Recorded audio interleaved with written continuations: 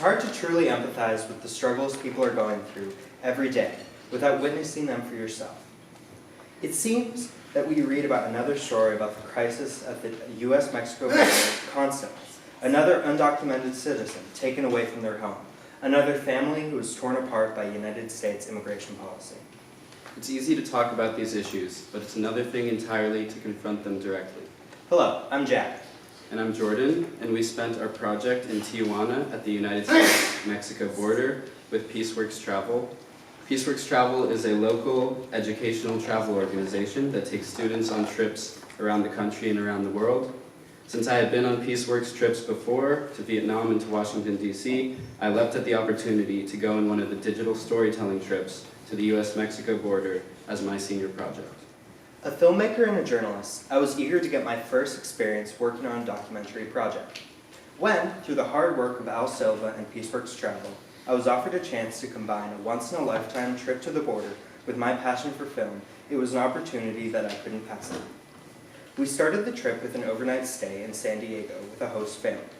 Treated to a meal of homemade taquitos and sopes, a lesson on making tortillas, and a brief pep talk from our professional filmmaking mentor, Michael Hernandez, we prepared to cross the border the next day. I flew in the next morning to meet the group in San Diego, joining their meeting with 2 Border Patrol officers. It was fascinating to hear this other side of the story, but every time the officers referred to the illegals or aliens, or insinuated that it was laziness or stupidity that was holding immigrants back from crossing legally, it became difficult to ignore the ever-present biases, even from heavily scripted public liaisons.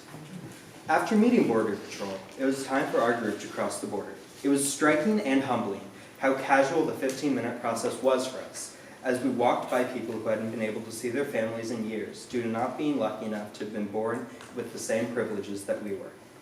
After crossing, we visited the offices of an activist group of deported United States veterans and got to have a conversation with Hector Lopez, who told us about his struggle with not being able to see his family for over a decade despite having served in the military of the country that he wasn't allowed back into. That night, Gary and Mar, whose homestay we were sharing, welcomed a family of El Salvadoran asylum seekers off the street to join us for dinner. Their names were Carlos and Roxana, and they fled brutal gang violence in El Salvador with their toddler to apply for American asylum. We had dinner with them, and I got to practice my Spanish as Carlos eagerly recounted how the MS gang had tried to recruit him, ultimately coming to try to kill his family in response to his refusal. The night Carlos heard the gang was coming for his family, the 3 of them jumped in the river that flowed through their village and made the trek to Tijuana with nothing but the clothes on their back. The next day, we made the drive out to the Women's and Children's Shelter in Tijuana. Surrounded by women and their young children, refugees who had nearly lost all hope, was heartbreaking. What was revulsive was the realization that many of these families had been displaced from their homes by violence caused by the foreign policy of our own country. When we arrived at Friendship Park, the monument to binational unity on the Mexican side of the monolithic border wall, it became even more apparent how painful it is for the people who are within sight of the country they may never be allowed back into. The next morning, we volunteered at the Desayunador, which is a soup kitchen that gives free breakfast and other services to the needy. Jack and I were in the kitchen getting food onto the plates, and while my shoulder definitely hurt after serving around 840 people, it felt very good knowing that each plate was off to feed a hungry human being. And after the trip, it was time to work on this film. Since I may be heading off to study politics or history in college, I did more of the background historical research, as well as compiling news headlines, historical stock footage, and voiceovers. I, on the other hand, decided to use this project as an outlet to further pursue my passions for filmmaking and journalism.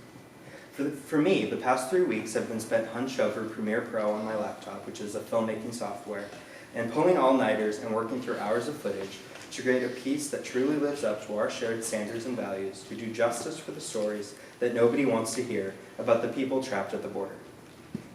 While we were at times told that our film ideas were too ambitious, we did complete it and have it here to show you today.